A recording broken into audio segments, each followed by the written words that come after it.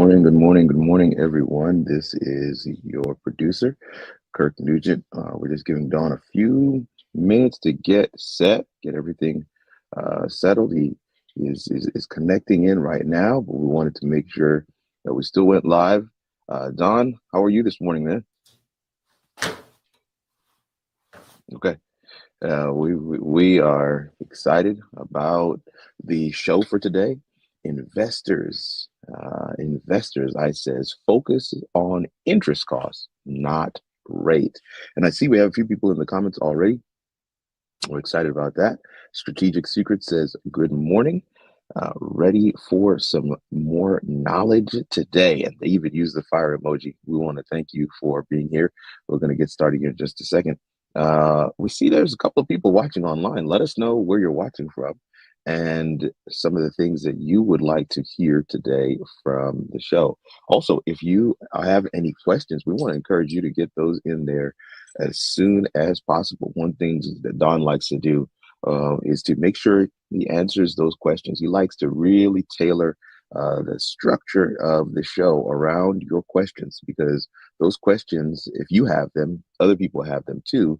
And it is a proven fact that when you ask that question, you kind of set yourself up in a spot where not only are people able to get their questions answered, but they'll be able to hear the perspectives and the ideas and the methods that others are using related to finances as well. We all do it. This is a part of life. Finance, handling money. It's a part of life. So this is a great space for you guys to be able to do that in, and we are going to have it rolling here in just a moment. I see Roger Farmer.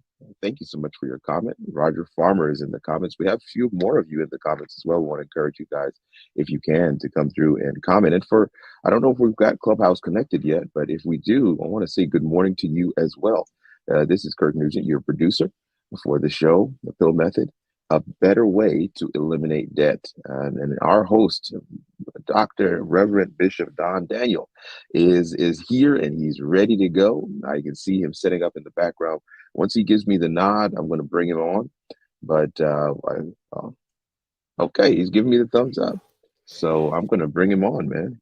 Don, how are you this morning, man? Man, I tell you what, I'm a little under the weather.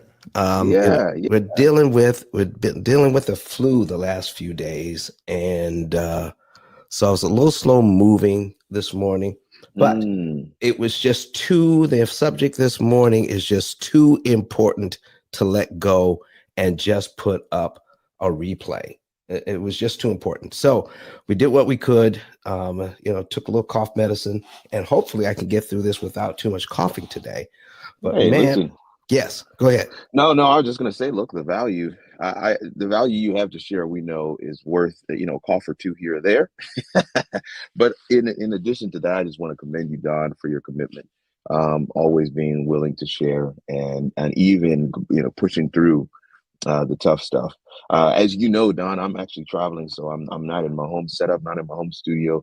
Not even where I can turn on my camera, but I'm always excited to hear what you have to say. And again, kudos to you for pushing through the bad feeling to be able to kind of share with us this morning. And we hope that you can head home and get some rest after this is done.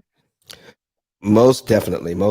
Good morning, everyone. My name is Don Daniel, founder of P.I.L.L Method International, a better way to eliminate debt. And I want to tell you right now, if you are satisfied with the way you are handling your debt right now, if you're okay with how you're returning the money that you borrowed from the bank, then this show and this series is not necessarily for you.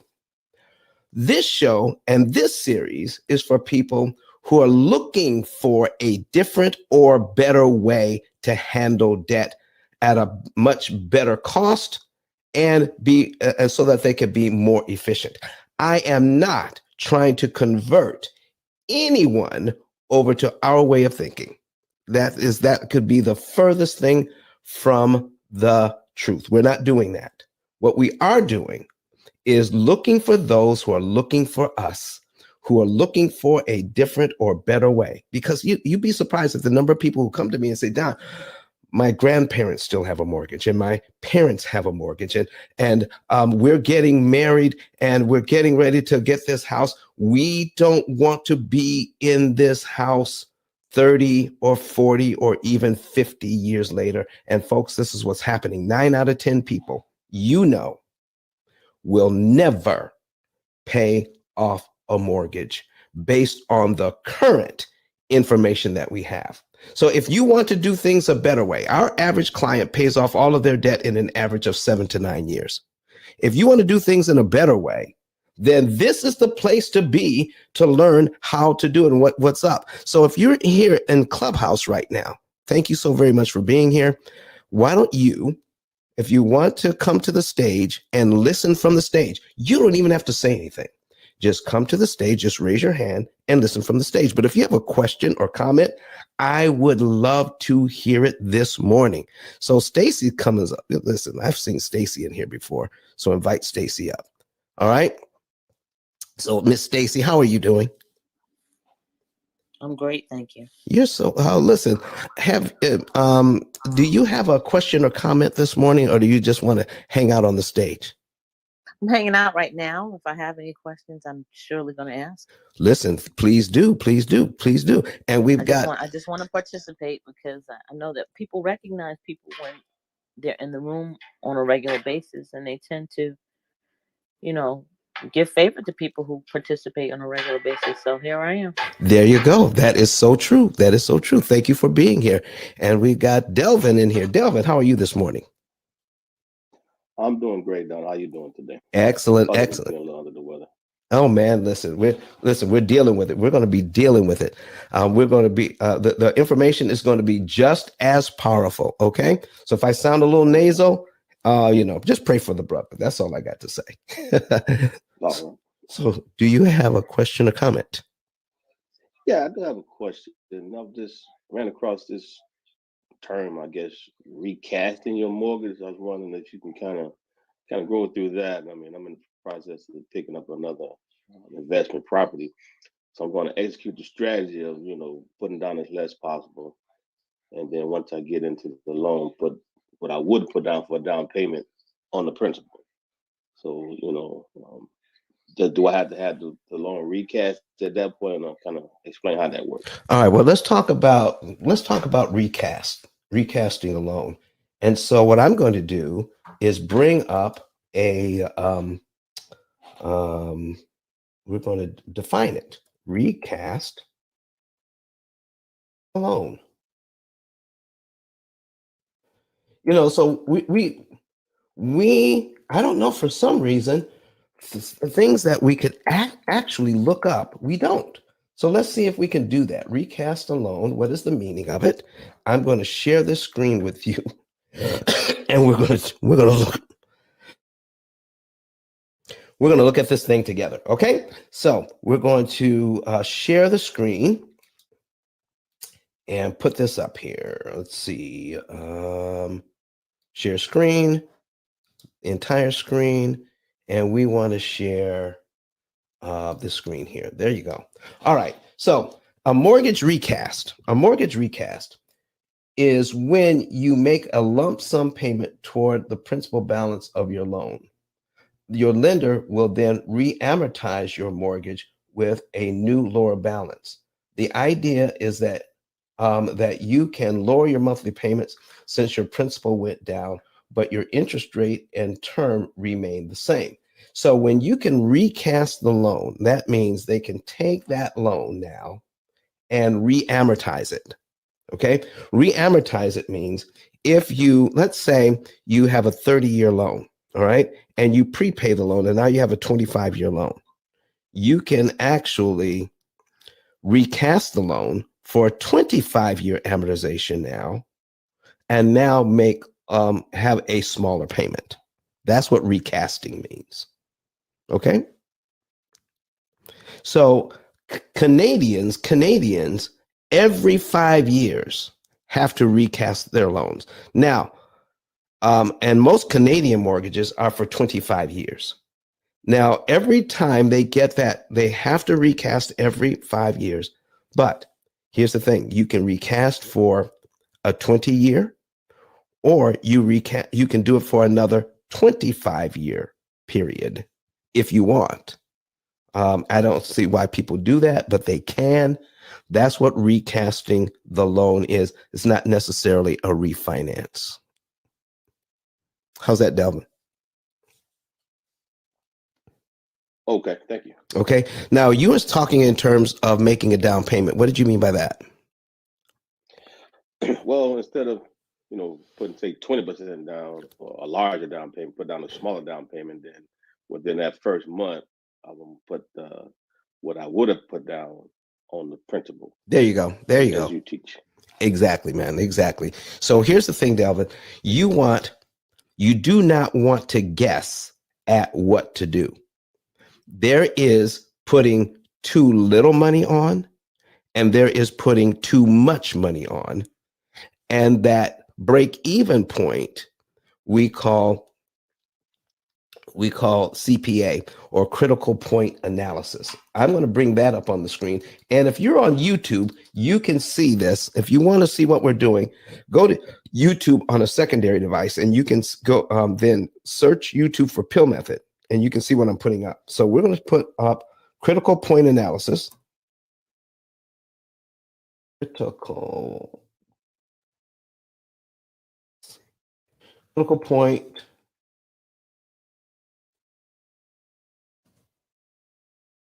analysis. Critical point analysis. All right. The critical point analysis, here it is, the critical point analysis description, a project management technique that lays out all the activities needed to complete a task, the time it will take to complete each activity, and the relationships between the activities. All right. So how do you analyze critical points? What is the critical point and why is it important? Here we go.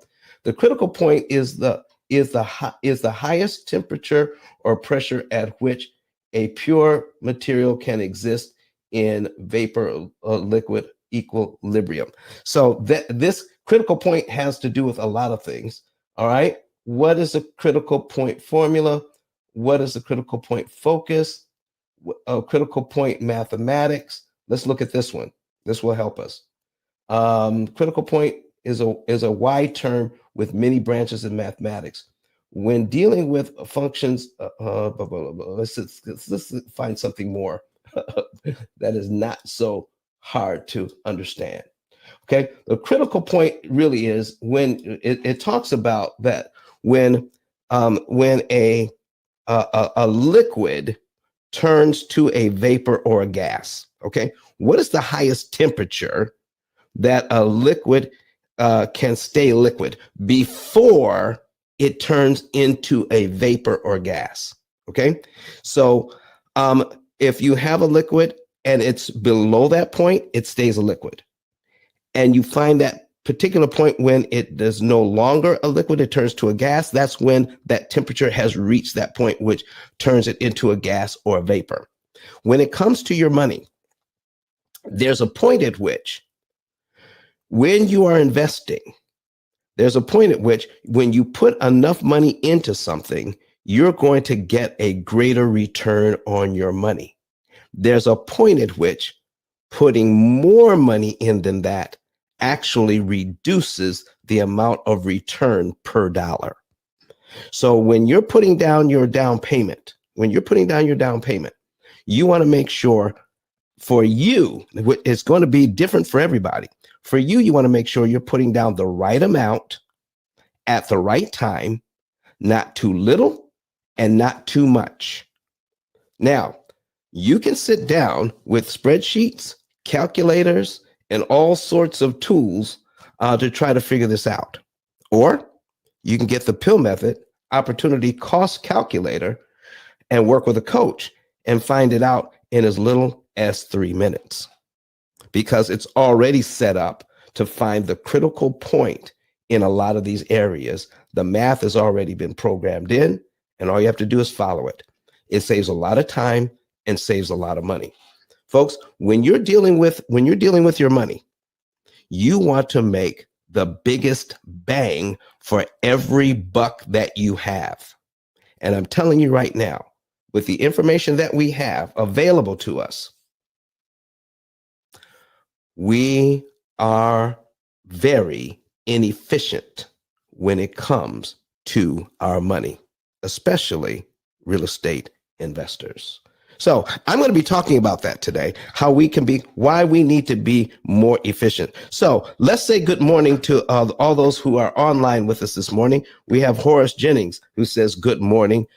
He's on YouTube. We have Dennis Glebe, and he's saying good morning today from Elk Grove, California. And Roger Farmer saying good morning.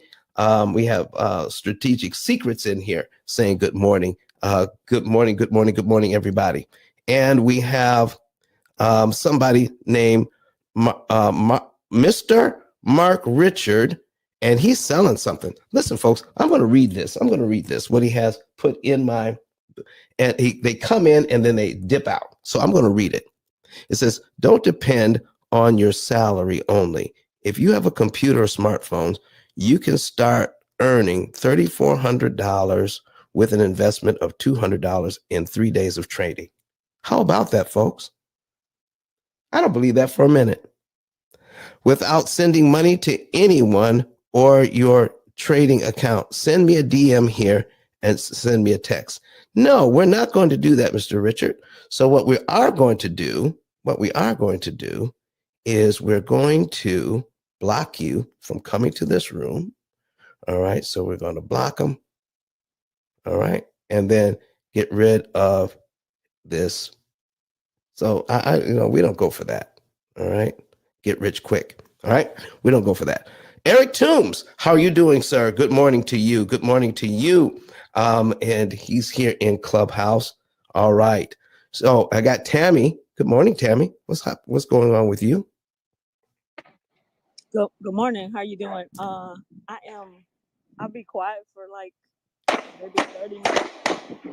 I have to recertify, so I'm on the gun range. So I'll be off the gun range in like maybe 30 minutes or so, and then I can talk. Sounds good, Miss Tammy. Thank you but for. I can't hear everything you saying. You just won't be able to hear me because of all the gunshots in the back. Listen. Nobody's being harmed. Nobody's being harmed. I'm just recertifying. That's all. No people are being harmed. No animals are being misused. No animals. No human targets. Only a silhouette. Excellent. All right. So we're inviting Steve up to the stage. Steve, come on up. All right, Steve, how are you doing this morning?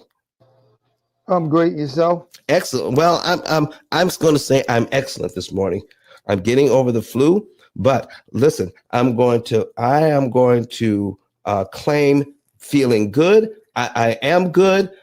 Listen, I'm excited about being here, and I'm not going to give in to anything negative today. I'm only going to speak positive words today. How are you doing, Steve?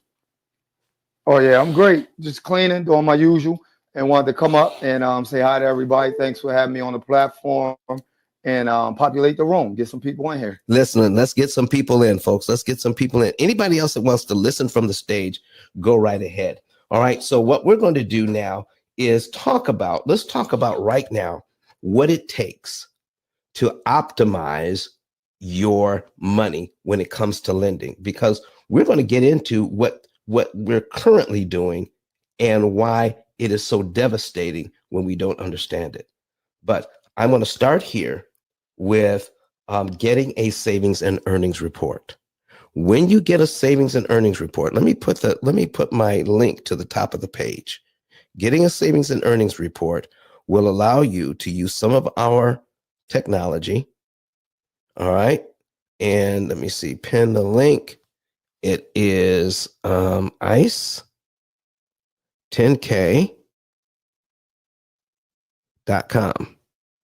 All right, ice10k.com. There we go. And so there we are. So when you click on that link, you'll be able to see another button that says get a savings and earnings report. Find out how much interest you can save and how fast you can acquire your equity. We're going to talk about that in a minute. get your equity faster and cheaper, increase your profits, increase your net worth by lowering the cost of borrowing money to the dirt. That's what we're talking about today. All right. There is a equilibrium between making money and saving money. You want to use your money to do both. Save on interest costs for borrowing it, but then take a certain percentage of your money and invest it to make more money. All right. As you're living a great lifestyle. And we're going to talk about why that is today. Once you get that done, then our staff will contact you by following all the directions, and you're filling out that financial form. Our staff will contact you, then verify your financial information and set up a consultation. Then you will know how much money you can save, how fast you can get your equity or get the loans paid off, and track the interest savings so that you can invest those monies to get more interest back, to earn more interest with that money than you've ever paid in life. How would you like to get back every single dime of interest you've ever paid? Isn't that something? By saving interest that you don't have to pay and reinvesting that money, you can get back every dime of interest you've ever paid in life and then some when you know what you're doing. This is what we're talking about this morning. Okay, folks, let's go ahead and start breaking some of this down. So why do real estate investors need to focus on interest cost instead of interest rate? Let's take a look at a typical loan.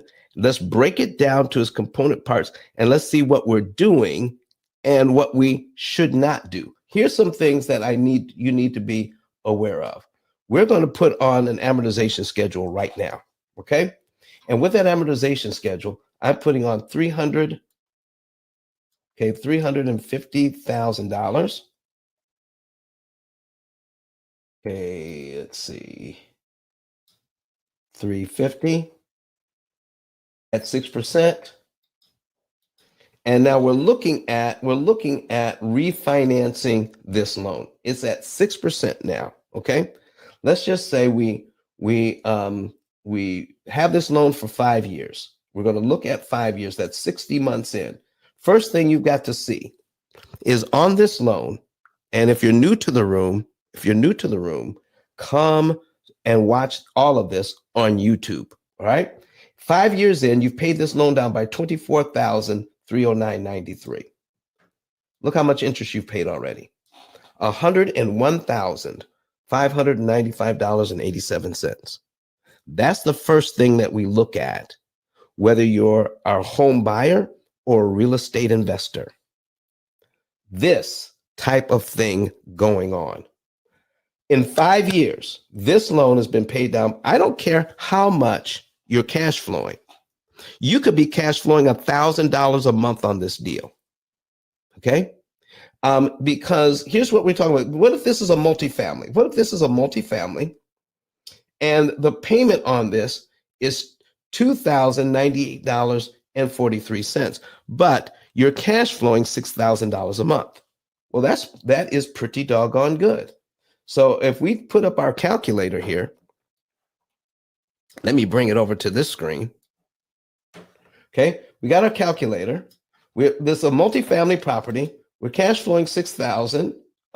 We're bringing in rents of $6,000, and we subtract out what we're paying, $2,098.43. Okay, that's $3,900. $3,900 cash flow a month on this deal. Okay, and we're looking at that. Okay, times 12. Okay, $46,818. Pretty good money on the front end of this loan. All right, but What's really going on here behind the scenes? The real estate investors are looking at this, but here's what they're not looking at. In 60 months, the money that my renter gave me to pay the loan with, 24,000 of it went to building more equity.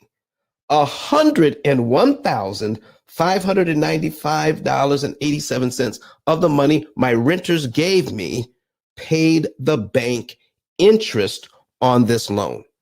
If that's, listen, we have to stop just looking at the money we're making on the front end and be okay. Excuse me now.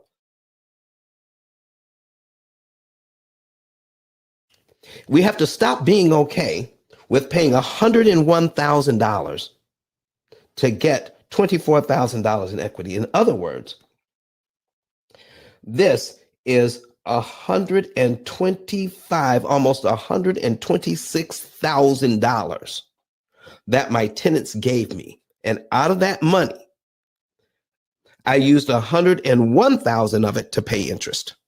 And I want to hear from you right now. When we break it down this way,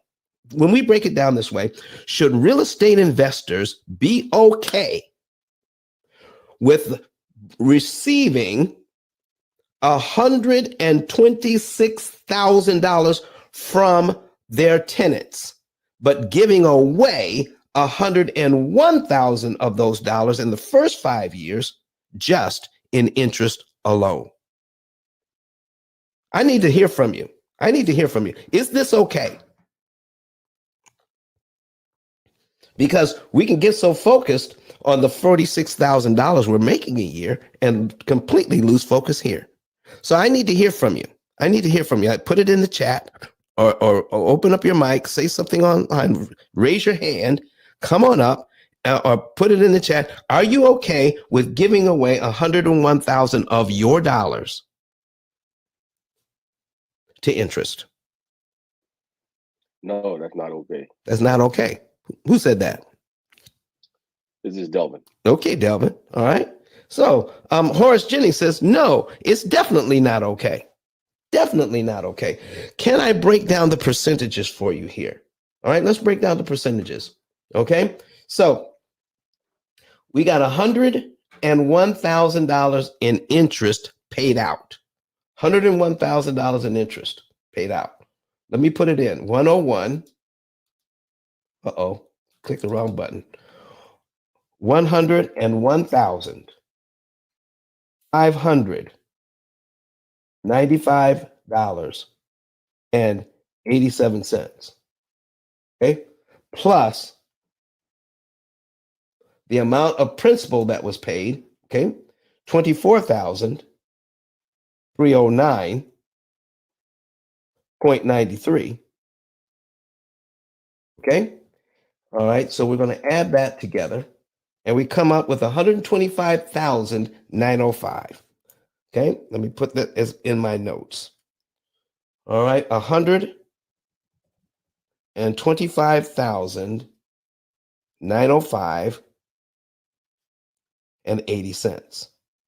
So we take the $101,000 of interest, 101,595.87, and divide it by the total amount paid, which is, we're going to divide it by 125,905.80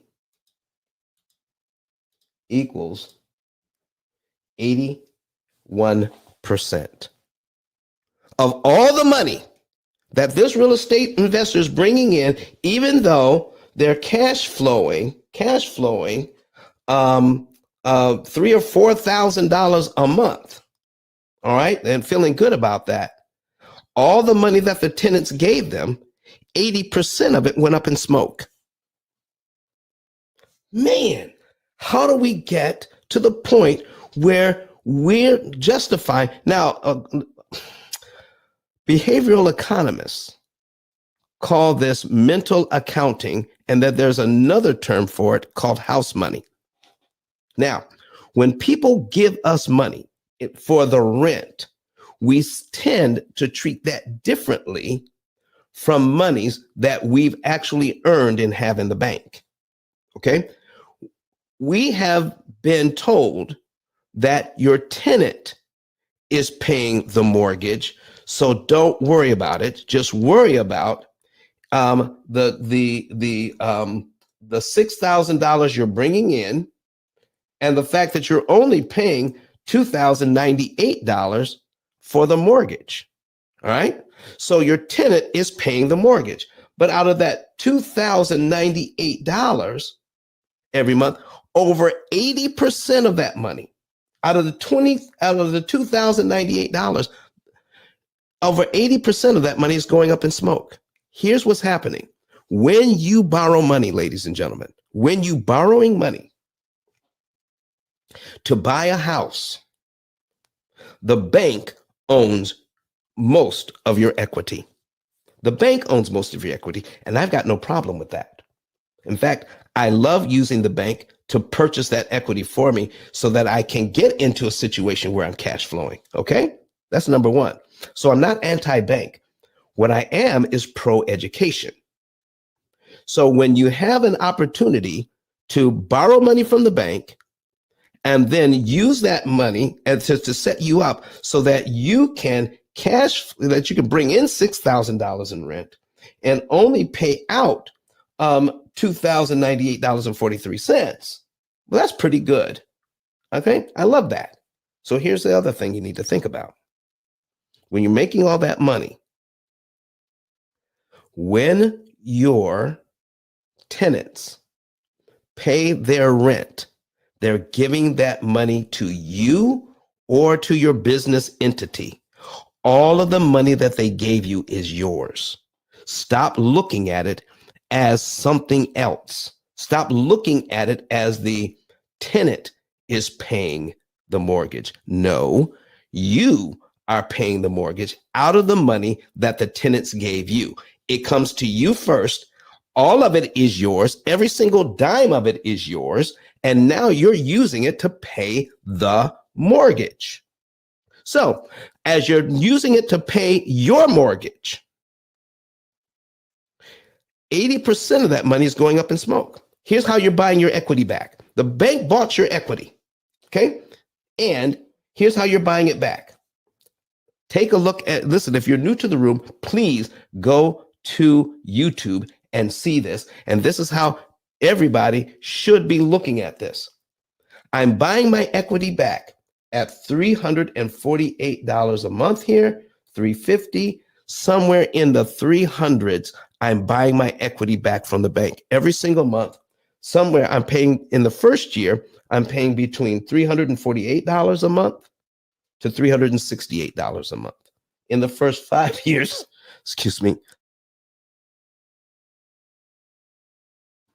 in the first 5 years, okay, it goes from $348 a month to $467 a month. Every time I make a payment like this, a very small payment towards my equity, look how much money I'm giving the bank in order to buy $348 worth of equity. It's costing me $1,700 of my hard-earned money. The next month, it goes down. It costs me $1,748 to purchase $350. In the first year, it cost me $20,000 of the money that I took in to buy $4,289.07 of my equity back. Of the money that my tenants gave me, I spent $20,883 of that in interest so that I could do that. Folks, listen, if you're on the stage this morning in Clubhouse and you want to come to the stage and listen, please do. Come to the stage and just listen. You don't have to say anything. Just raise your hand, come to the stage, and you can listen from the stage. When you do that, you're actually encouraging other people to come in. But if you also have something to say, about what we're talking about, a question or a comment on what we're talking about, please, we would love it for you to enter the conversation. Okay?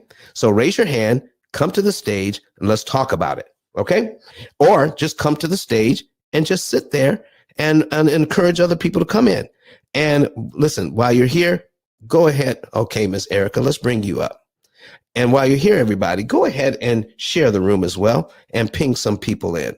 So let me see if I can get Miss Erica to come on up.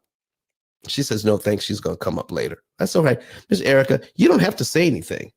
You can just sit on the stage. Okay. You can just sit on the stage and just listen from there. There you go. There you go. All right. She gets it now. You don't have to say a thing. I'm going to invite her to stay on the stage and listen from there. All right.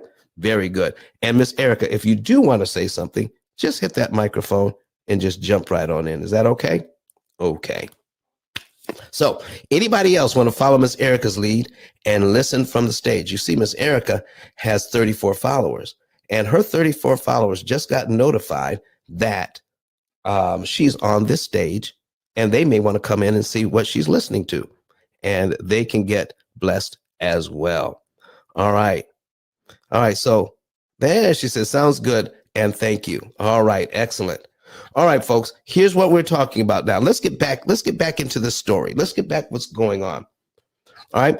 We're talking about the fact that 80% of your money is going out up in smoke, and we should look for ways to make borrowing money more efficient.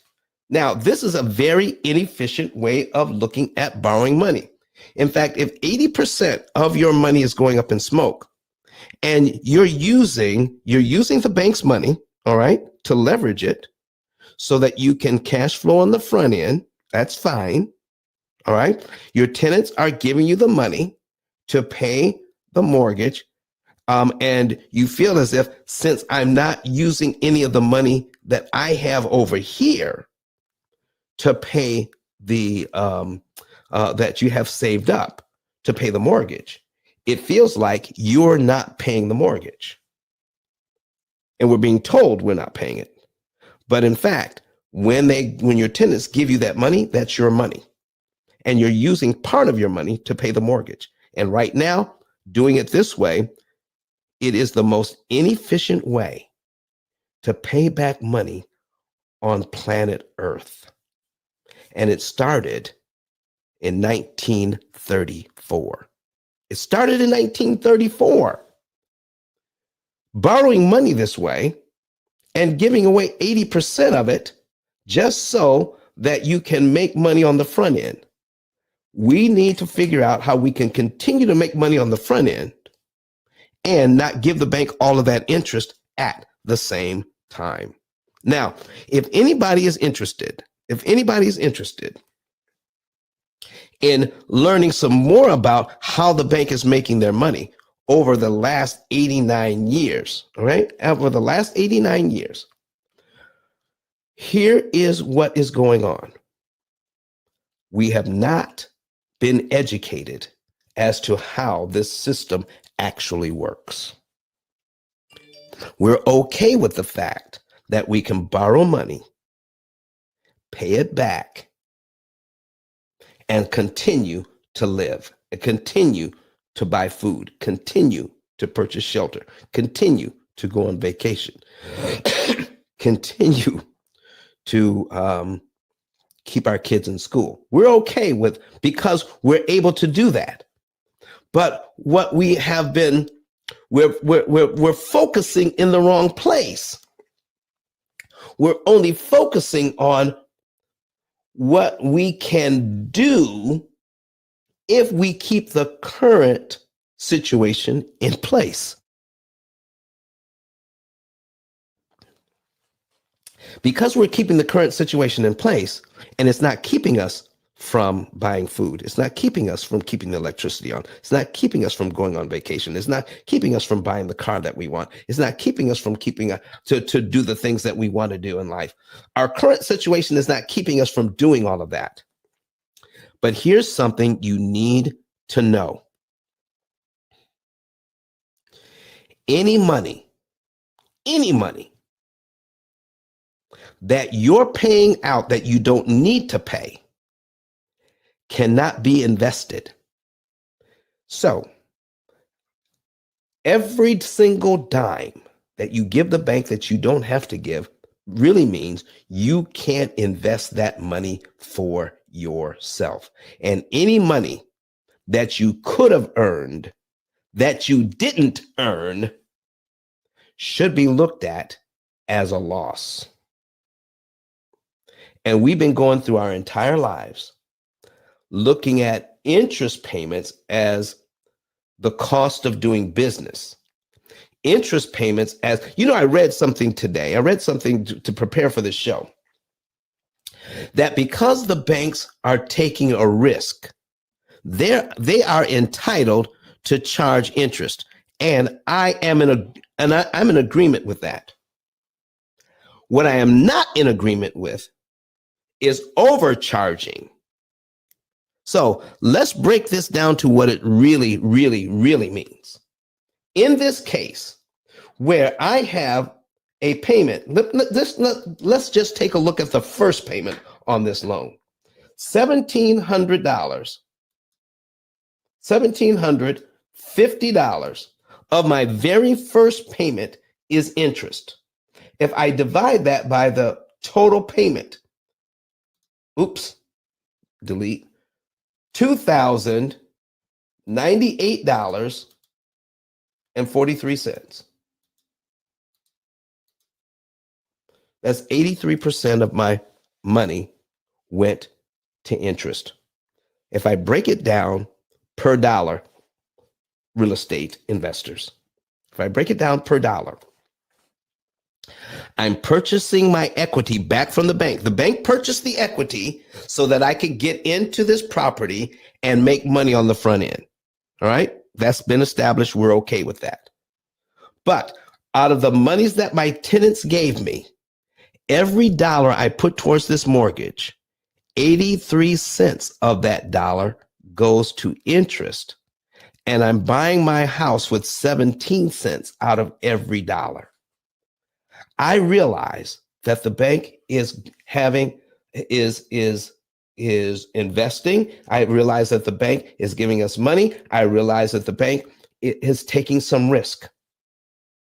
But folks, and they should be paid for taking that risk, but should they be taking 83 cents out of every one of your dollars that you're receiving so that you could take 17 cents out of those dollars and put it on the mortgage? You tell me if that is the way this thing should go. How did we get into a situation where we say that this is okay and this has been ignored for 89 years, and the only people that are talking about it are in the P.I.L.L method? 83 cents out of every dollar. That is ridiculous. We wouldn't stand for it any other way. I need you to come up to the stage and just talk about this with me today.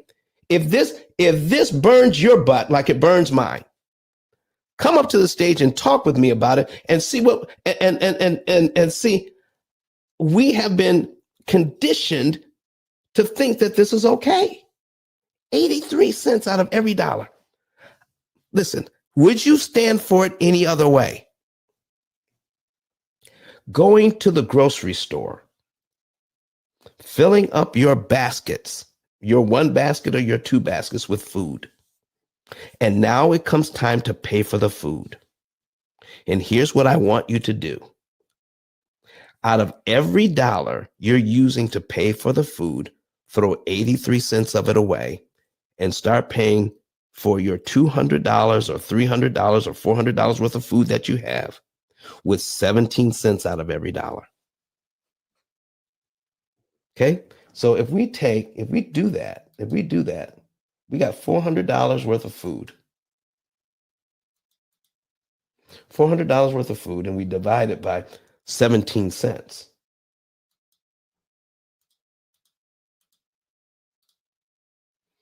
It would take $2,352.94 of our money to buy a basket of food that costs $400 if we bought food like we buy houses? Does this make sense to you? If we bought food like we buy houses, it would take $2,352.94 of our money to buy a basket of food. Or if we bought gasoline, listen, I'm buying $45 worth of gas to fill up my tank. $45 to fill up my tank. But if I bought gasoline like I buy my mortgage, if I take that $45 and divide it by 17 cents, it would take $264.70 to fill up my tank if we bought gas like we buy property, doing it the bank's way. I need to know right now. Do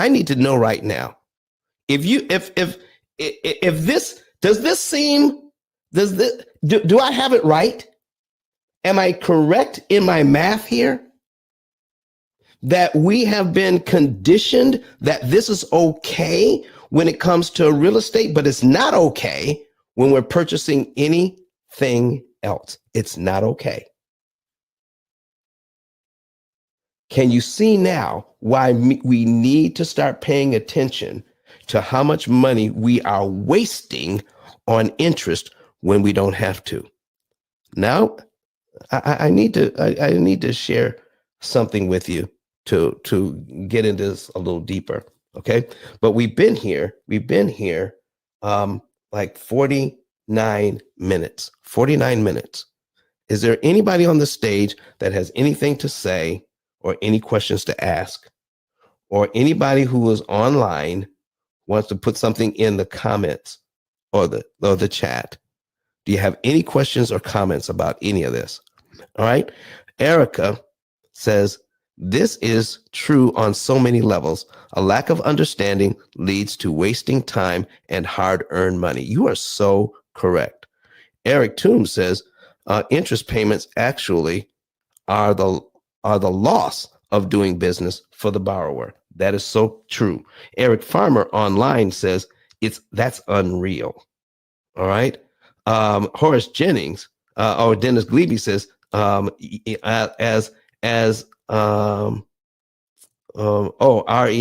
I agree with your strategy. Thank you so much, sir. And Horace Jennings here says, great education, Don. I appreciate that, folks. I appreciate that. So listen, keep supporting this channel. Keep sharing it with other people. All right. We need to grow this information so that people can understand what's really going on, especially real estate investors. And I'm going to keep on until people who want to do it a better way can do it a better way. So folks, if you've heard enough today, just to make you just a tiny bit uncomfortable, a tiny bit angry, and you want to do something about it, we're going to get into what to do about it in just a few minutes. But if you already know that you want to do this a better way and stop using your money so inefficiently in a way that we've been conditioned to use it, then get a savings and earnings report. If you have a mortgage, if you're a real estate investor, if you are a home buyer, a residential home buyer, get a savings and earnings report and then learn how you can cut your interest cost by 75% with your current budget, because now you're going to know the math and the strategies. Go to ice10k.com, ice10k.com, and you'll find a button that says get a savings and earnings report. Fill out all of the information, follow all of the directions, and when it comes to putting in your cell phone number to get that confirmed, leave no spaces. Make sure that there are no spaces when you put in your cell phone number, and everything will go smoothly. When you click confirm, you will then get a code to put into the website that will let you into the financial form. Now, why do we go through all of those steps? So that we can keep robots out of our system. Okay. A robot won't know that. A robot can't use the way that we have this set up. Robots don't use that. So we need to deal with real people all the time. So this is why we're using that system. So once you get that filled out, then one of my staff will give you a call and then confirm the information. And once the information is confirmed, you can set up a consultation. Our consultations are only $150. And if you don't receive $150 worth of information during the consultation, just tell me. And before I hang up the phone, you'll have the money right back in your bank. Okay. We don't want to take anything from anybody unless we're providing more value. Get this now, unless we're providing more value than you ever pay in money. We're going to provide way more value than you ever pay in money. So don't ever worry about it. And if you don't feel you're getting the value, just say so. We'll give it back. All right. So now also we're looking for people to help us to share this information. If you think this information that we're putting out is worth sharing, I'm looking for others of you to help us to get it out there. And here's what you can do. You can also click the button that says become an affiliate. Oh yeah. Become an affiliate. And once you become an affiliate, it takes about 15 seconds to fill that out.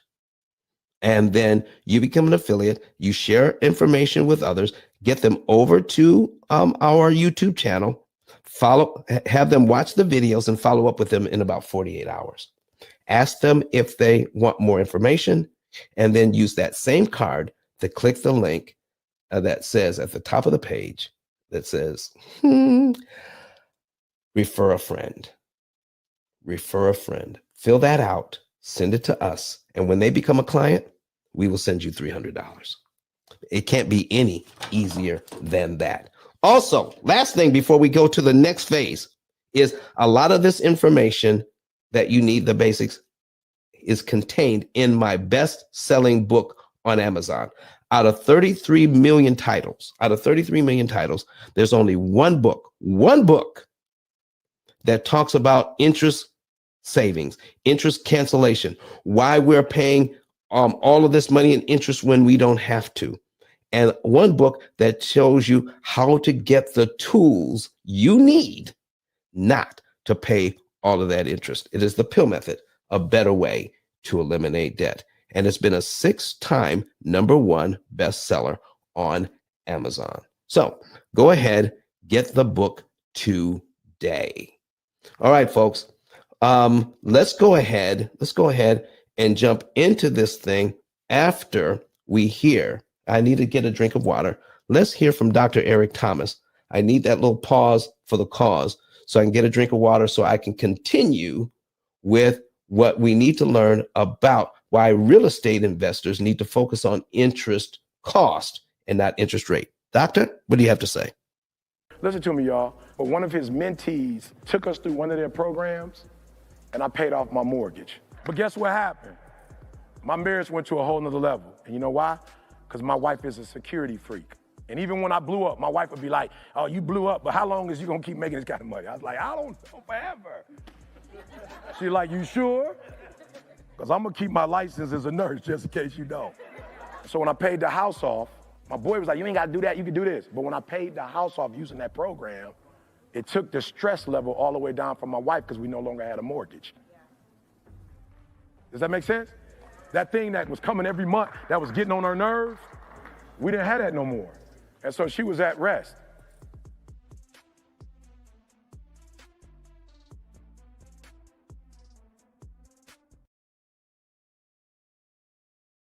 Did you hear that, folks? Listen, this is on point. Listen, I haven't heard from Richard in such a long time. Richard, how are you doing, man? Man, I'm doing well, man. How you doing? Excellent, excellent, excellent. Listen, thank you for coming into the room today.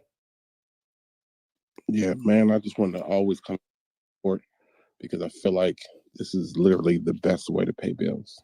I don't think I really understand. It's so underrated all the time about see, a lot of folks may think that they know how to pay bills. They do.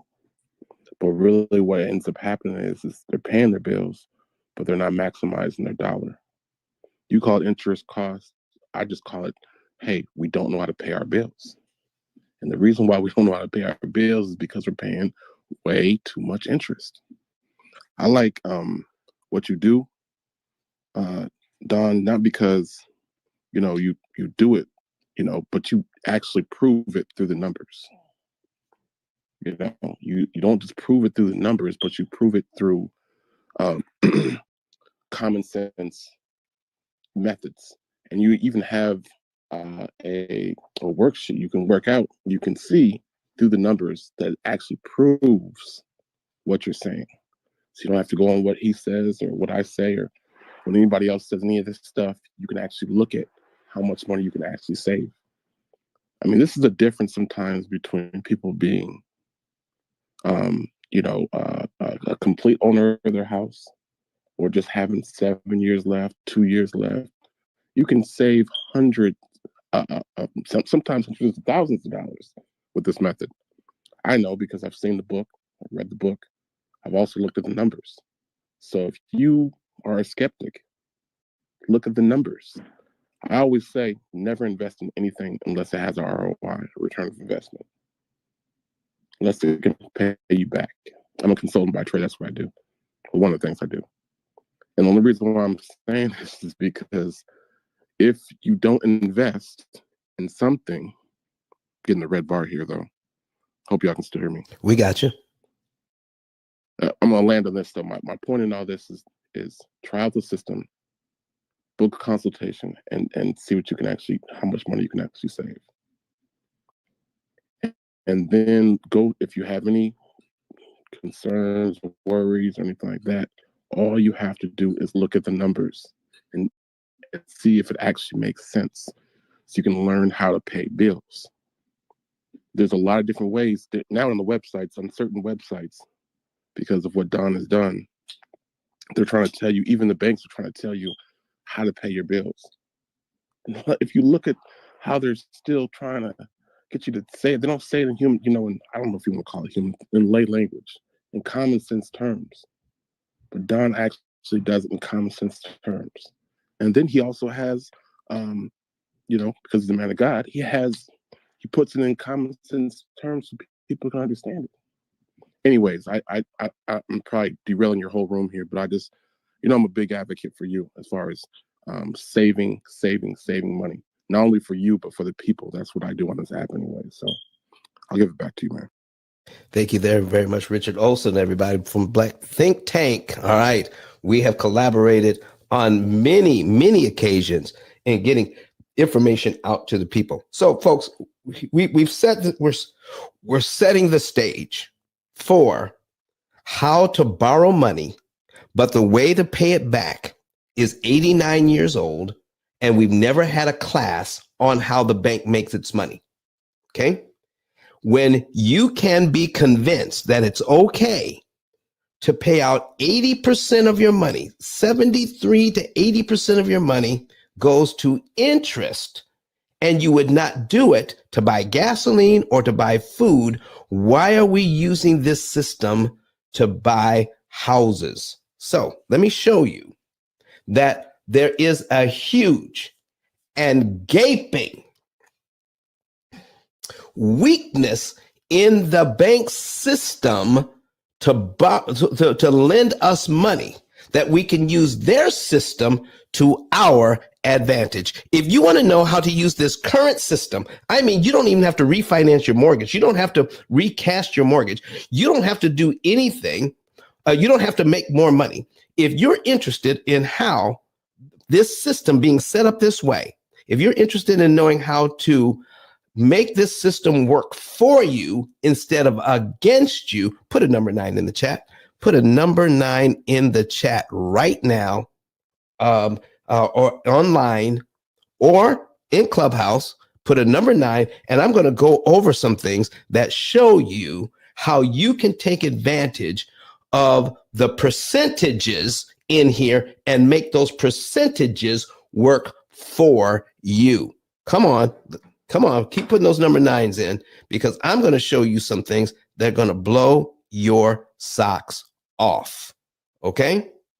Let's go ahead, and I'm going to pull up some other stuff while you're doing that.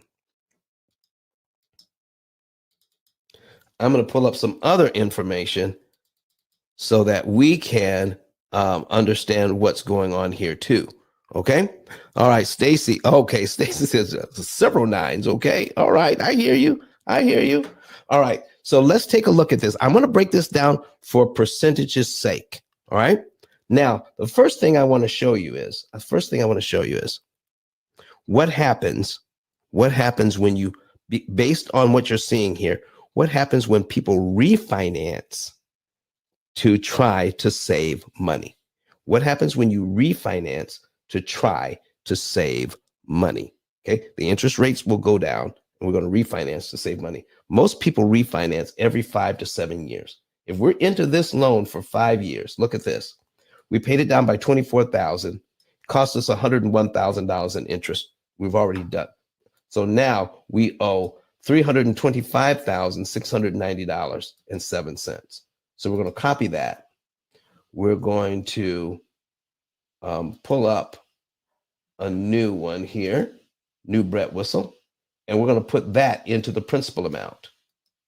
Okay. And we're going to paste that. There we go.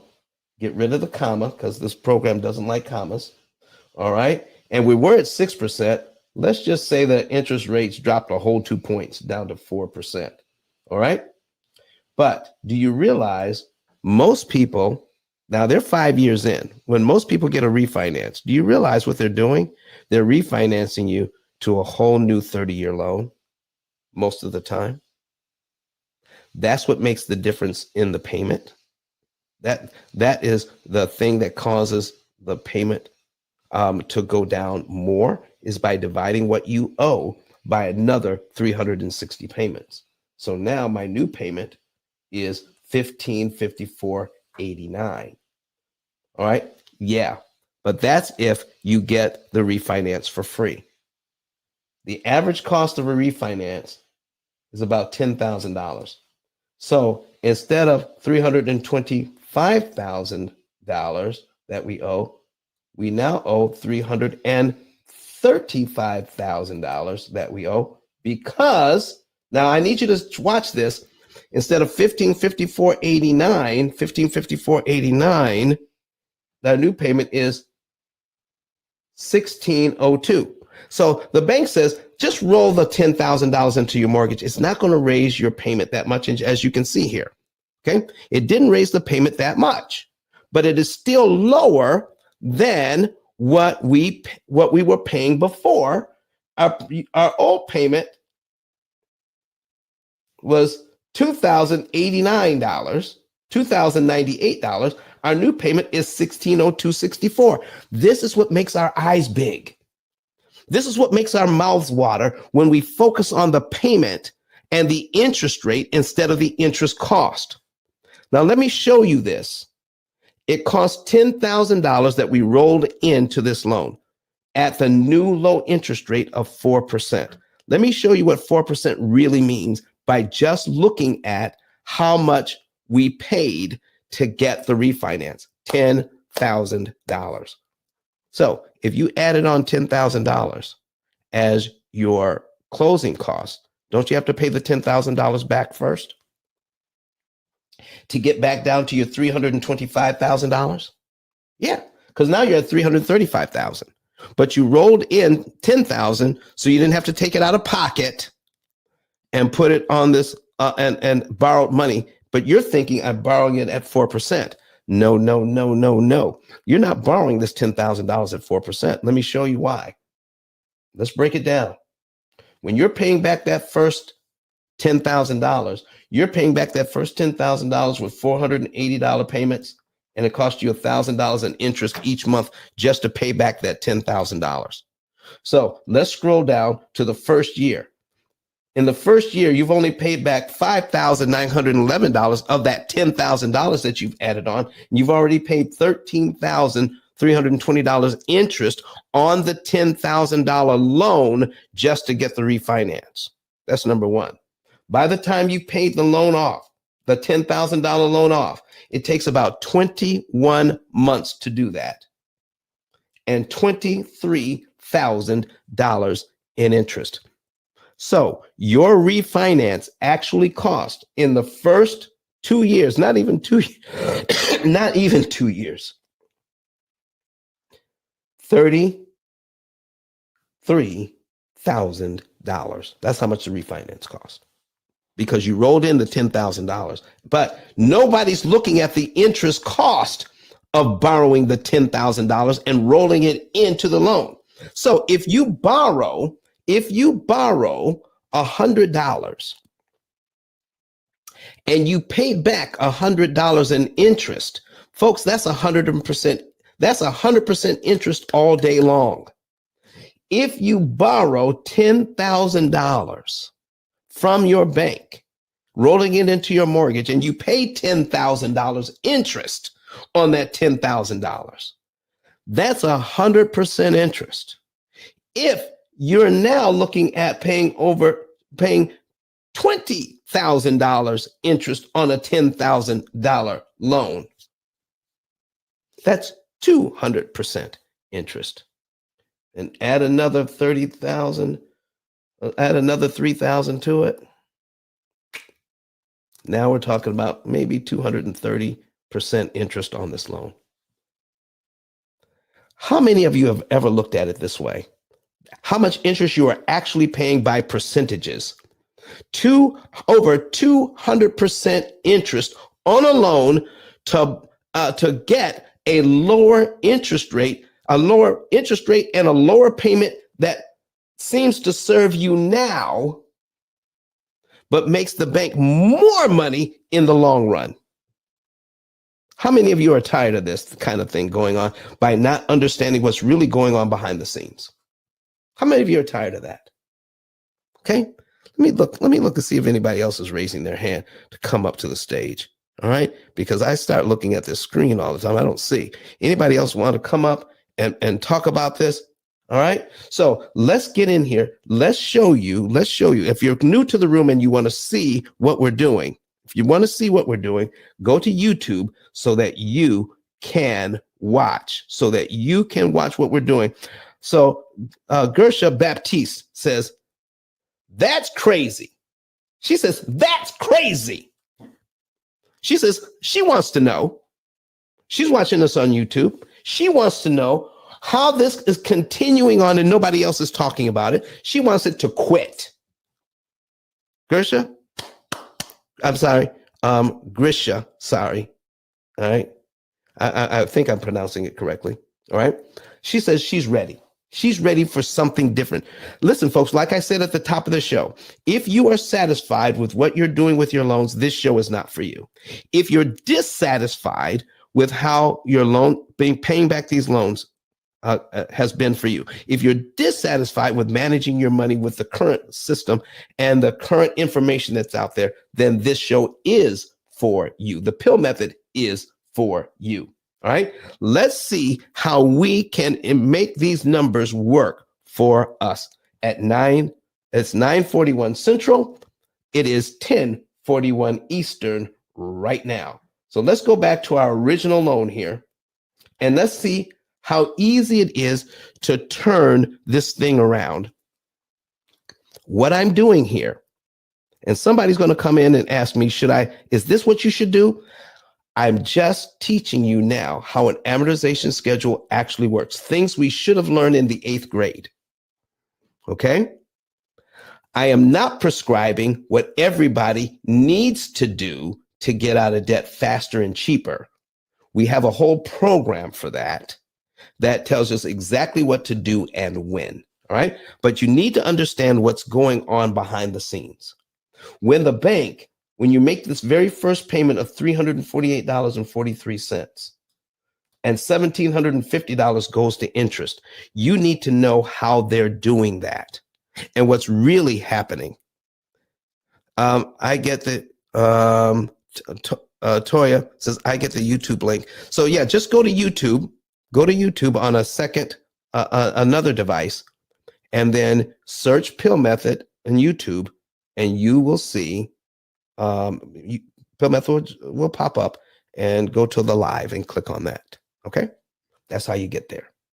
All right, so Toya, I hope that helps. All right, so here's what we're talking about, folks. If how do they get this $1,750 in interest? How do they get that? Okay, this is how they get it. I'm putting a calculator on the screen right now. Okay, remember, our payment is the amount of the loan is $350,000. $350,000. Okay, so we're going to figure out how they do that. They're going to take your 6% interest, 6%, that's 0.06. They divide that number by 12, and they get 0.005.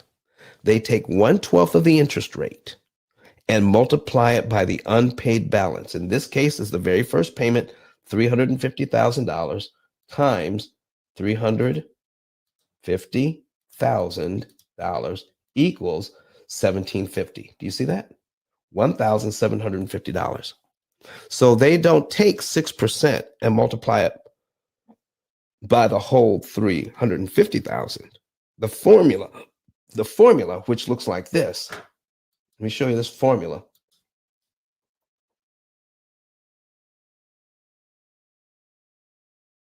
Amortization formula. There it is. Looks like this. Here's the amortization formula. The amortization formula, all this formula is saying is how to take 1/12 of the interest rate, whatever the interest rate is, and multiply by the unpaid balance. That's how much interest you owe that month. Now, there are many ways to do this.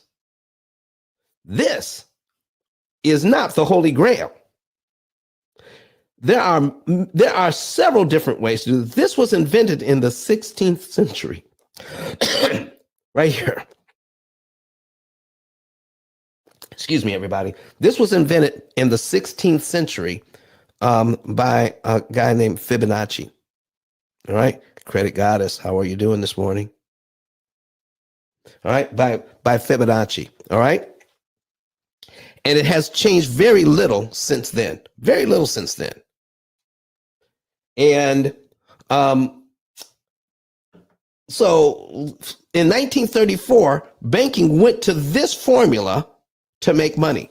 Now, all they need to do to keep on pulling in 80% of your payment dollars going to interest and 20 cents of your dollars going to principal, all they need to do is for you never to understand how this works. And it's not taught in schools today. Not taught in schools. It is something so simple that 8th graders could learn, but it's not being taught. Okay? And so if it's not being taught, here's what's going on.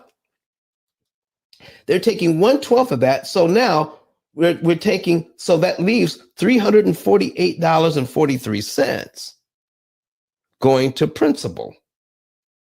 That's like 17 cents out of every dollar going to principal, while 83 cents out of every dollar goes to interest. It doesn't get much better the next month, because when we subtract out $348.43 from our $350,000, we still owe $349,651.57. Get this into your heads and get it in there right now. When you allow the bank to charge you by the month, monthly, okay, every first of the month, they will take 1/12 of your interest rate and multiply it by the unpaid balance, whatever it is. And that's the interest you owe the next month. No matter what it is, no matter where you find it, that's how much you owe.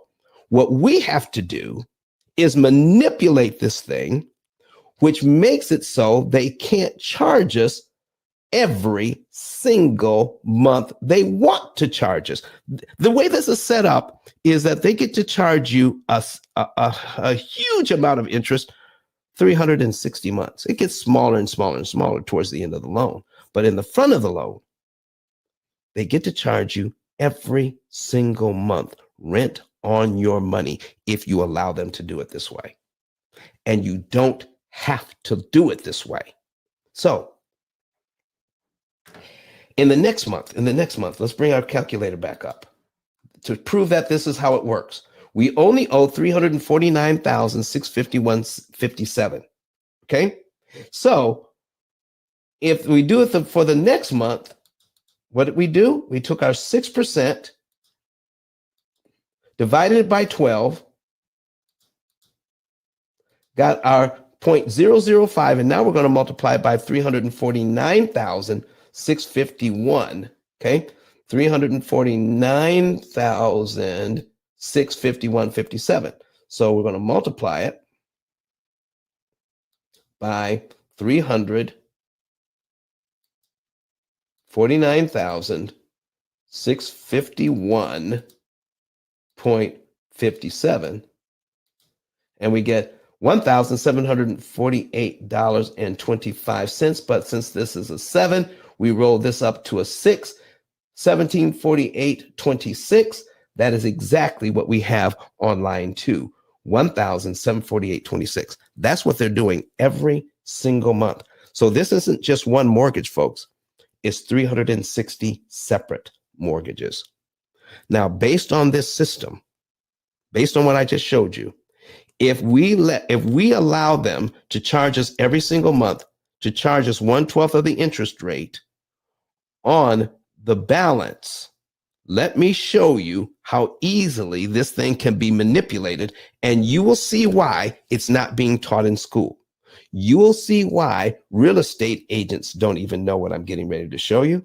You will see why mortgage professionals that sell loans don't understand how this works, so they can't let the cat out of the bag. You'll see why this isn't taught anywhere at any time during our financial education for any job that you are doing now. I don't care what you're doing. This hasn't been taught. Are you ready? Are you ready to learn now? It's as simple as this. This is the simplified version. This is not the optimized version. And I will give that to you one more time. I'm getting ready to show you the simplified version, but it is not the optimized version. All right. Here's what we're saying. If you make your payment in January and you make your payment in January and you're all done, if you wait till February, then the bank will use this number, the $349,000. What $349,651.57 will use that number to calculate your interest cost for the month of February, and you'll come up with $1,748.26. But if you make your payment in January and you take a look at this $350 they want from you in February, what if you were to prepay that? What if you were to give that money to the bank in January? Do you realize no interest comes out of this money? You're paid down to line 2 already in January. And now the bank has to take 1/12 of your interest rate and multiply it by the $349,301 that they see on line 2 and give you the payment on line 3. So for $350.17, you wipe out line 2 altogether. It's gone if you pay it early. And the $1,748.26 they wanted to charge you in interest on line 2, it's gone as well. You just eliminated $1,748.26 because you didn't let them charge you according to their timing.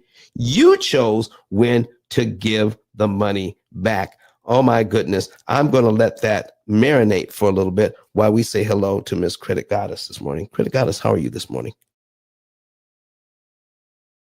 I'm doing better. How are you, Don? Well, I'm still dealing. I'm trying to, and I was in Washington, D.C. last week, and something followed me back home. So I'm trying to kick it out of my house. Oh, no. no. Oh, no. Well, I hope you feel better.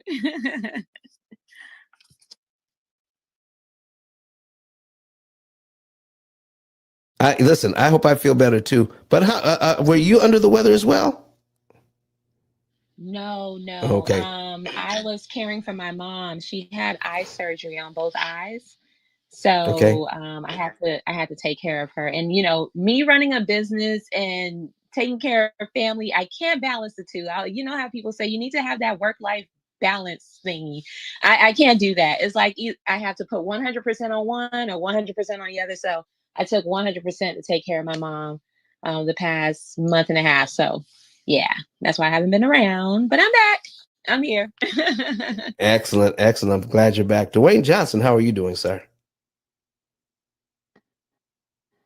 God bless you. God bless you. Well, good morning. Good morning. I just heard you talking. I was wondering, is it possible, do you have a screen up where you can show the actual numbers that I can jump onto? Because I've heard this before, but I think you're doing an even more splendid job of explaining it. And I was wondering if there's any way to connect visually. Yes, there is. It's up on YouTube, Okay. Facebook, Twitter, and LinkedIn right now. So you can go. Oh, shoot. Yeah, you can go to on a separate device or another phone or tablet or something, and just go to YouTube and search for. And where on YouTube? Search P.I.L.L Method. P.I.L.L Method. Thank you so much for that. I apologize. And that's no problem. Listen, anytime you have a question, jump in. Yes, sir. Yes, sir. Thank you. Okay, what was that? Thank you. You want a link in the chat, Don? Yeah, that'd be great. That'd be great. Yeah, we can put the link in the chat, okay? And that will help people who want to see what's going on. So, folks, let me get back into this thing. Credit Goddess, did you have any comments that you wanted to make today? All right. I'm going in and out. I'm sorry. Go ahead, Richard. No, I'm getting the speak, but go ahead. Okay, so from the title, real estate investors, I says focus on the interest cost, not the interest rate. I agree with that, and I hope the explanation that Don has given you helped you understand why we should focus on the interest cost and not the interest rate. The interest rate is just the standard fee of borrowing the money, like he likes to say. You're renting the money. You're renting the money on a month-to-month basis. And so you need to focus on the interest cost, which is over time. Once you do the math, then you'll see that the interest cost outweighs the idea of what we all feel about the interest rate, because it's the interest cost that trumps over everything, and how much we're going to pay just borrowing the money. So I agree with you on that. Is focusing on the interest cost, not the interest rate. And I don't know if you broke it down to them, Don, the difference between a lower interest rate and a higher interest rate, and how a higher interest rate you can save on interest costs. Or I would say, well, what is it? We can save on interest costs over time, or Definitely. is it much easier to pay off the debt with a higher interest rate? Both. Yeah. It's easier Both, and yeah. can be less costly if you are applying interest cancellation techniques. Yeah, you should show them that. Thank you very much for reminding me. I'd be glad to. All right, folks, we're going to jump back in this thing. So here's what we found out. Here's what we just found out. If I make, let's call this January, I make my January payment on this mortgage. I make my February principal payment of $350.17 early in January as well. I don't have to pay $1,700.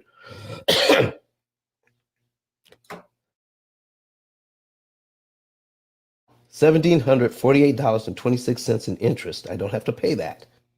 I just eliminated one line from the amortization schedule for only $350. Wow, wow, wow. Okay. And I'm on line 3 of my schedule. Look at that. Look at that. I need you to see what the percentages are. Remember when I told you that if you are on if you're paying your mortgage like this or purchasing anything like this, too high of a percentage of your money is going to interest. Let me show you what happens when you turn it around. It is even more amazing when you turn it around to work for you. Remember, when you borrow money, this is a real thing. When you borrow money, you're supposed to pay back for the use of that money. You're supposed to pay back something in interest for the use of that money. And here's how most of us do it. For $350,000 at 6%, the bank wants $405,000 in interest paid on that. Okay, that's a total payback of $755,000. That's what they want. But what if you don't have to pay all of that to get this equity? So they bought your equity, $350,000 worth. They bought your equity, and you're purchasing it back at little amounts at a time, but you're paying huge amounts in interest to purchase that equity back. So if I do this, take my $1,700, if I prepay this $350, that's $1,748.26 in interest savings right now. Somebody says, well, it's not till you pay off the loan. Because it's real money, folks. I need everybody to think about this right now. If I do it the bank's way, you tell me, if I give them their mortgage money, if I make that mortgage payment, do I pay $1,750 to pay down $348.43? The answer is yes. If I give them this payment on time to pay my loan down by $350.17, do I have to pay them $1,748.26 to do that? The answer is yes. That's money I have to pay out. So if I make my mortgage payment here in January and I give them the principal payment early, $350.17 early in January as well, I'm paid down to line 2 in January. And my next mortgage payment is actually on line 3 of the schedule. So I got this $350 in equity, but I got it for free. I didn't have to pay $1,748.26 to get it. So is that money I actually saved right now, or I only save it at the end? Because if I can pay it right now, and if I don't have to pay it right now, that means I didn't have to pay it. That means I saved it right now. I got this $350 in principal or equity for free. Let's see what the return on investment is. Because a penny saved is a penny earned. That's money I actually saved. A penny saved is a penny earned. So if I save, let's bring up our calculator, $1,748.26, and divide it by what I invest early in this mortgage, $350.17, divided by $350.17. 4.99, or move the decimal place 2 places.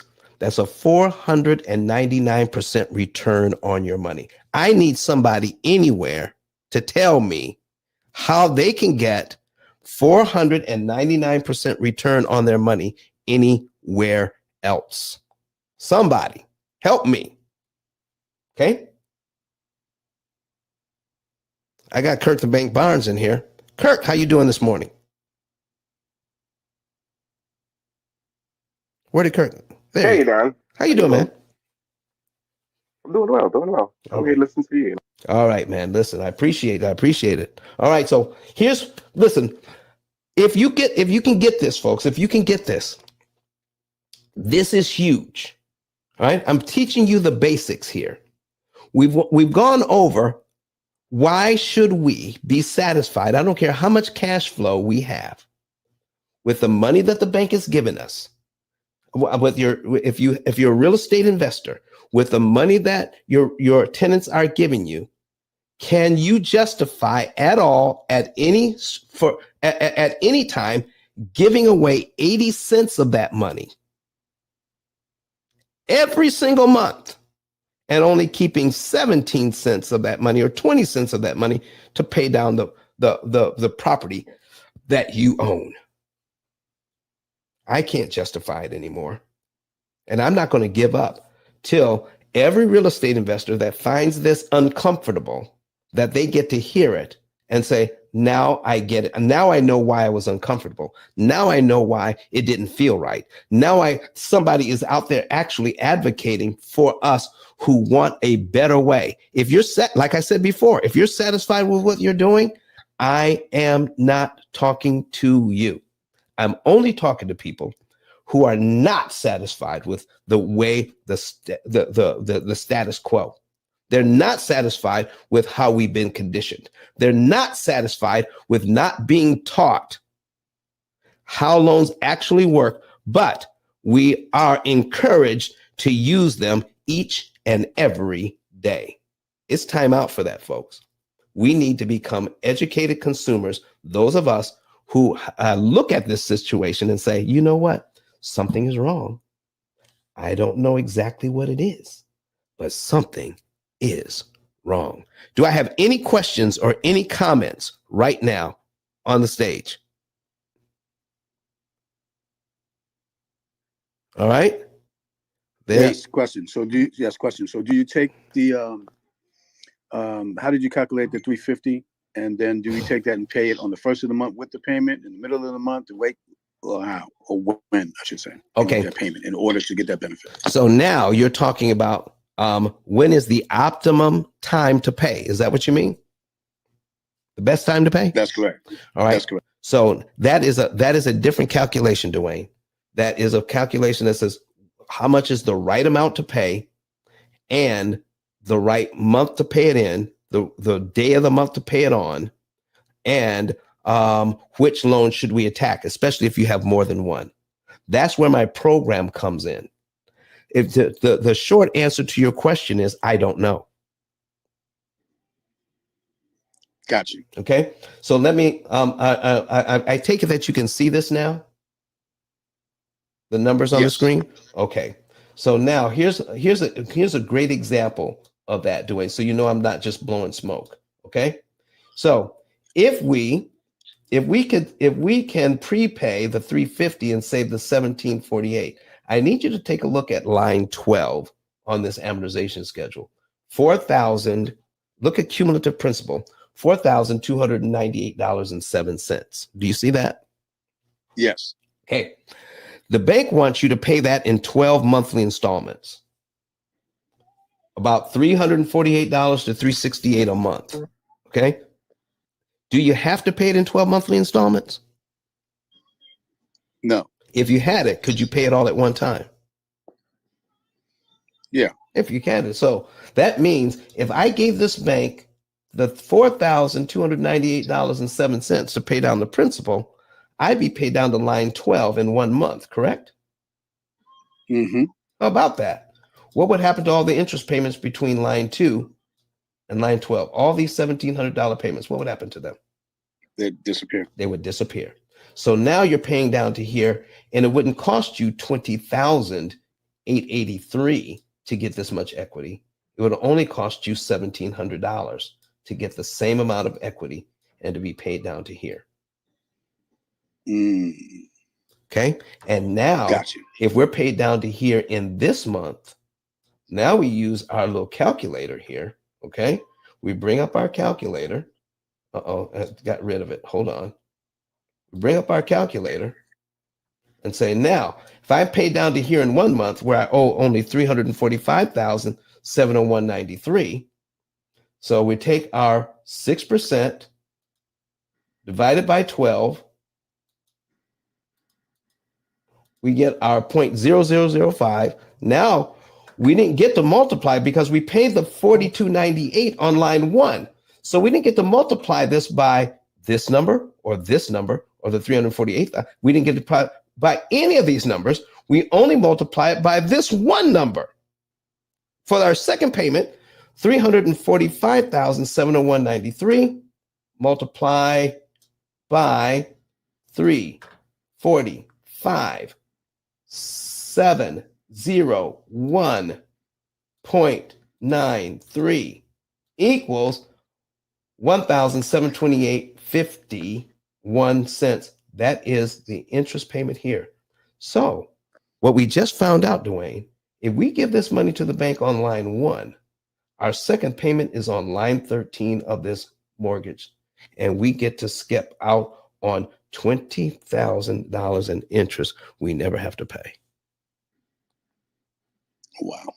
Thank you, sir. You're so welcome, sir. Where were you when I had my mortgage? Who is this? Stacy. Stacy. Oh my God. Stacy, listen, I just wish we had I wish we had been around when you had your mortgage too. You know, but it takes time to get this information out. So are you a real estate investor? I am a potential real estate investor. I'm working on it now. Okay. So let me tell you, you've paid a lot of interest over your lifetime. Mm-hmm. How would you like to get every cent of the money back that the bank took advantage of you because you didn't know? How would you like to get every cent of that back and more? I'd love to get every cent of it back. Come on, please. let me show you how we're going to do that in the final phases of this. If everybody wants to know how to get all their money back that they've ever paid in interest, all right? You can raise your hand, come to the stage, ask questions about it, or put a number 7 in the chat. Put a number 7 in the chat or online. You want to know how to get every single penny back that you've ever paid in interest from the banks. I'm going to show you how to do it in just a few minutes. Oh my goodness. Here come the number 7s. Here come the number 7s. All right, folks, I'm bringing something over here that you need to see. All right. And we're going to put this on here. This is just one of my, let me see here. Hey, this one is phenomenal. This is just, all right. I see you guys online. Ian Pedley says number 7. Grisha Baptiste says number 7. Horace Jenny says, show us, Don. He puts in number 7. Eric Toombs says number 7. All right, Eric, why aren't you up on the stage with me? Come on. Why aren't you up here?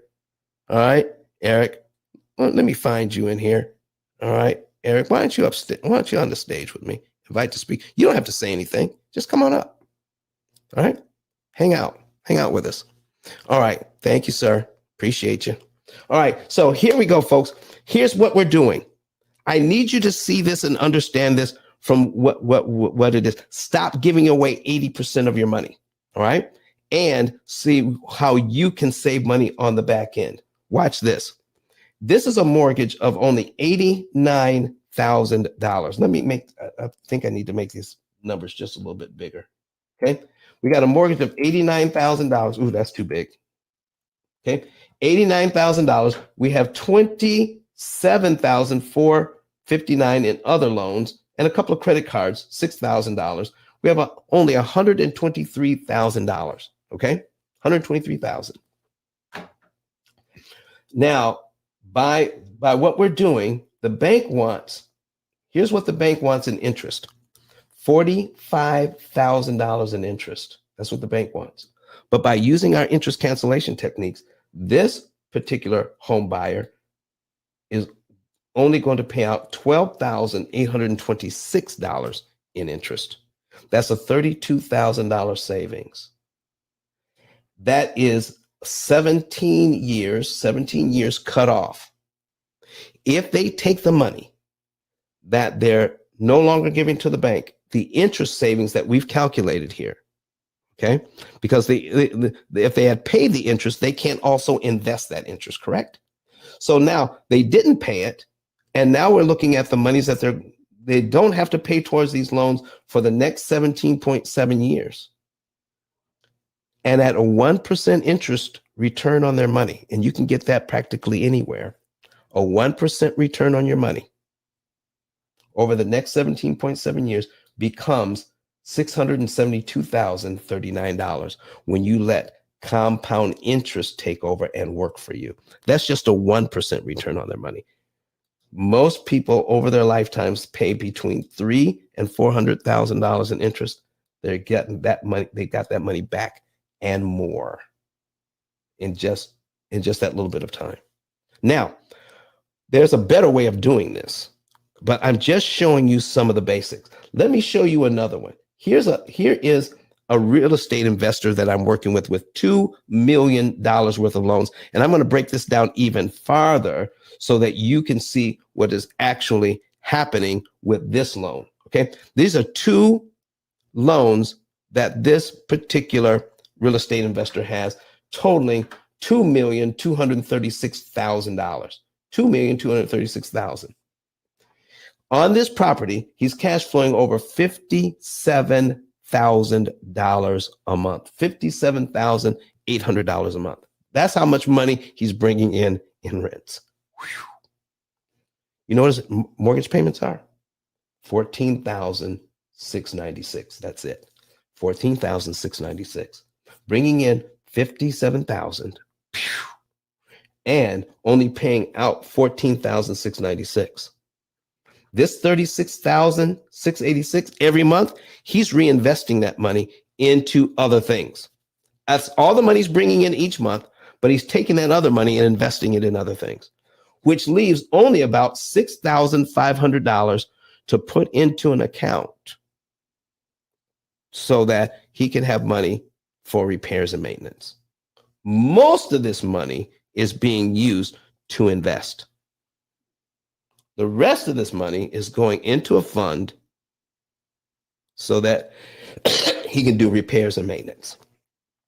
He has over $100,000 in that fund. Now, I'm going to show you the end result. Then I'm going to show you how easy it is to get to that result. Okay. So here's how much interest the bank wants on these 2 loans. This is crazy, ridiculous. Now, remember, oh man, I just got to do the math here. I got to do the math. 57,000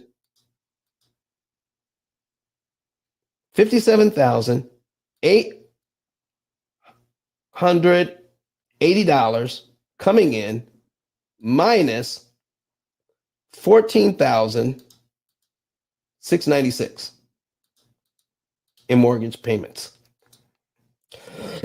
That's 43 grand every month. 43 grand every month.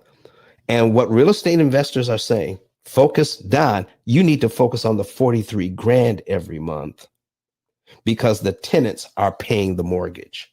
The tenants are paying the mortgage. The tenants are paying the mortgage. That's what we've been told. Okay. But when I let the tenants pay the mortgage and I just focus on the 43,000, what it's going to cost me is by just making the minimum payments on the loan, the bank wants to take out of the money that my tenants gave me, the bank wants to take $1,123,195 of that, $1 million in interest to get $2 million of property, buying the equity back. I'm going to buy $2 million worth of equity, but the bank wants me to pay $1,125,000 in interest to get that equity. I think that's too much money. The real estate investor thought that was too much money. But when we told him that how to pay only $231,000 of that, how to only pay $231,000 in interest to get the same property instead of $1 million, that's $891,000 in interest. Take that money over 17 years and turn it into $9,314,909. Listen, this is more money made using interest than he ever paid in interest. $9 million right here just on these 2 properties. Now, let's break down. Does this make sense, folks? Does this make sense? Let's break down how he's actually able to get this. So I'm going to pull up some notes here on this. Hold on. I got to get the right numbers for you because I got the right numbers on one of the loans. So let me get the numbers. All right. One of the loans is a 5% loan.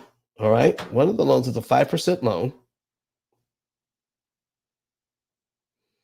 All right. And we're going to duplicate the tab. One of the loans is a 5% loan. Put this over here.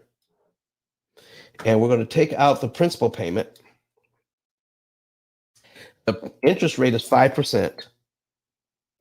Oops. Interest rate is 5%. It's a 300-month loan or 25-year loan.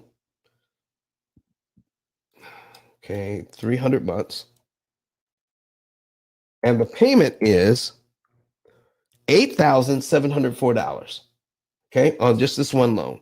$8,704. Okay. And now I can see what my original principal was. 1,400,000. Let's break it down so you can see it like this. 1,488,906. That was one of the loans. That's the original loan. All right. So now remember, this real estate investor has over $100,000 in the bank, just sitting there waiting for something to go wrong so he can fix it on his buildings. He has several buildings. I'm just showing you two of them. Okay. So now let's take a look at this. Rachel, what are you doing down there? Boy, oh boy, these folks, they're not on their job. How you doing, Rachel? Come on up if you can. And let me see, check over the audience. Anybody else who wants to come up to the stage, please do. All right. So here's what we're looking at. On this one loan, the bank wants a total of $1,122,000 just on this one loan. Let me show you how easy it is not to give the bank all this money. Now, our program is going to tell you exactly how much to pay and when to pay it. This is just an example so you can see what we're talking about. Okay, this is just an example. Remember, when you pay the first payment, $2,500 of that money goes to principal, $6,000 of that money goes to interest. That's a lot of money. In the first year, $30,699.86 goes to principal, $73,000 goes to interest. Why didn't the real estate investor, before he talked to the P.I.L.L method, why did the real estate investor not really worry about this? Because remember, he was cash flowing over $43,000 a month. He wasn't looking at the fact that the tenants were really paying the rent. There was something in the back of his mind that didn't feel quite right. But when he read my book, he reached out to me and says, how can I save interest? So I showed him this one example, and it was all over. I said, when he told me what was going on, he says, it's got $100,000 in the bank. I said, now, that money in the bank is making about what? 1/10 of 1%? Yeah, not very much money at all, but he didn't really worry about it because he makes so much money elsewhere. So if you're going to pay $30,699.86 in 1 year anyway, do you have to pay it in 12 monthly installments? He says, no. I said, since you have that $100,000 there, could you borrow about $30,000 of that money from yourself, from your own savings account, and apply it to the principal on this loan? Could you do that? He says, yeah, I could do that. If you did do that, would you be paid down to line 12 in 1 month? He said, yes. What would happen to all the interest payments between line 2 and line 12? They would be canceled. So instead of costing you $73,000 in interest to give the bank this much money, it only cost you $6,203.78, the interest on line 1? Yep. Is that a $67,661 savings in interest that you never have to pay? You just got $30,000 in equity practically for free, only spending 6,000 of your dollars instead of 73,000 of your dollars. Do you see what we're talking about here, folks? Do you see it now? Oh my God. I have to ask you, can you just pay that at one time, or do you have to pay it on certain days? Well, if you have our program tells you when to pay. Just like, like when you have GPS, if you plug all the numbers if you plug everything into your GPS where you're going, does your GPS tell you when to turn and when to get off at the exit and all of that kind of stuff? Mm-hmm. Our program does the same thing. That's the last thing I'm going to bring up is our program that actually does all of this. You have any other questions, Miss Stacy? I'll take all the questions you have. I'm speechless. I want to tell you. Yes, ma'am. I was a finance major, and I worked for a couple of mortgage companies over my lifetime. And I used to figure out, principal interest. I had to find all of that out, figure all of that out on a regular basis. But I never. I knew that you could pay the principal down, but I didn't know that by paying the principal down, I just thought it would get you closer to your goal, like, ending those 30 years at a shorter time. I didn't know that it would eliminate the interest payments that were due. I thought I would just be able to pay the house off or the property off faster, but I didn't know it eliminated the interest payments in between. Yes, ma'am. That's why I'm just like, my mind is blown right now. Like, what didn't I get? I mean, like, I did this on a regular basis. And that's why I guess when you say mortgage professionals don't even know this, some people, the banks don't even understand this. They're just selling you the loans. Exactly. They're taught to sell you the loans. The people who own the bank understand it very well because they see how much money they're making. Of course. And, I always knew that whatever you bought your house at, you were paying double and sometimes triple back to the bank over 30 years. But people are like, oh, well, that's just what it is. Yep. No, it's not. No, it is not. Listen, and you don't have to do it. So, but when you get used to doing something and everybody else is doing it, then we don't look any deeper. But here's what I do know. Here's what I do know for a fact, Miss Stacy. And you'll get this question. I'll get this question right every single time. If I made this first payment on this loan, and let's say we won the lottery and paid off the rest of the loan the next month, everything else just paid off in one payment, what would happen to all these interest payments if I paid off? Nope. If you have no prepayment penalty, it's gone. It's gone, right? Right. So if we know that to be true, if we can get rid of all of them, then we can get rid of some of them in increments. But we just didn't know when you prepay how to calculate your savings. Once you know that a small amount of money can kill a ton of interest, oh my goodness. Oh, wow. Okay. So now here's where we are with this, Miss Stacy. He said he realized that he could take this 30 grand and save him this $67,000 in interest, right? Okay. Mm-hmm. So, but he didn't want to keep using his reserve money. So I said, well, stop. Just make your minimum payment. And then I said, based on the fact that you're putting in about $6,000 every single month into this account, how long will it take you to put your $30,000 back? And how long would it take you to get your $30,000 back at $6,000 a month? How much? How long, Miss Stacy? Are you asking me the question? Mm-hmm.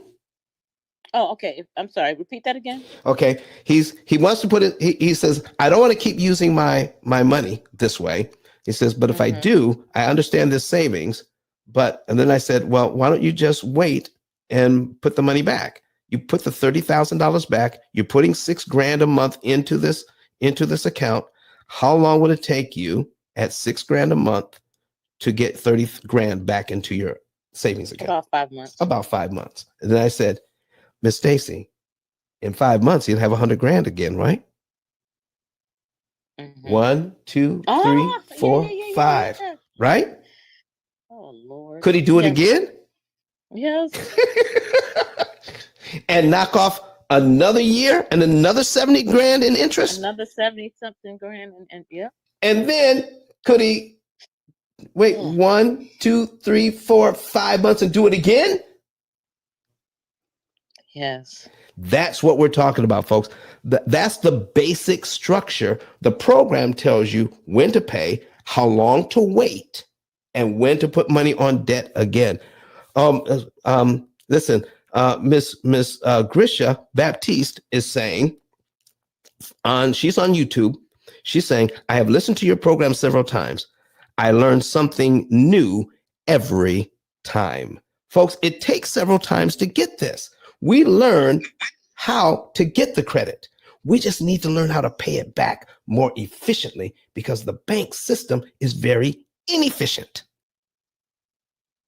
Oh my gosh. Oh my gosh. Anybody? So Don, let me ask you. Please go right ahead. So if the bank knows this and they know people know this, are they going to try to change the mortgage system around, or is it just too much to change it around? They're just counting that. They say, well, just a few people know it and that's it. More people don't know than people that do know. All right, let's do a little bit of an experiment here. All right, let me do a little bit of experiment here. I guess I don't have it on this computer. I was going to ask Chat GPT. How many mortgages are there just in the United States alone? You know, and I'm going to come back with that number. All right. So let me see if I can see Open AI. Let's see if I can get into my account here on this computer. Verify that I'm a human. I don't want to sign up. I want to log in. I'm just going to ask a question. Maybe chat knows. All right. And so we're going to ask this question. All right. No, I don't need all that. Next. All right. Done. All right. Good. All right. So I'm into my system here. All right. Based on current data,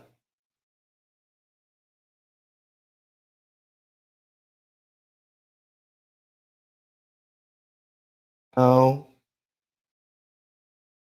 many mortgages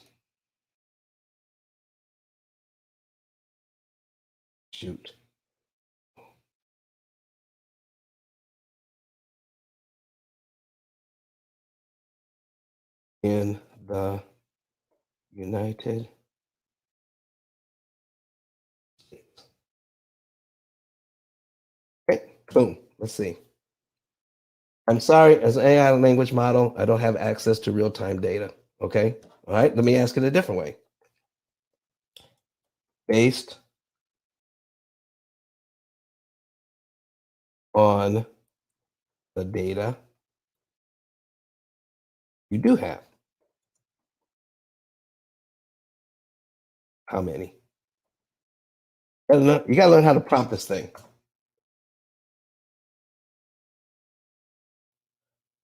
All right, it says here, as mentioned, my knowledge cutoff is of 2021. So the most recent data available to me is from that year, according to the Mortgage Association.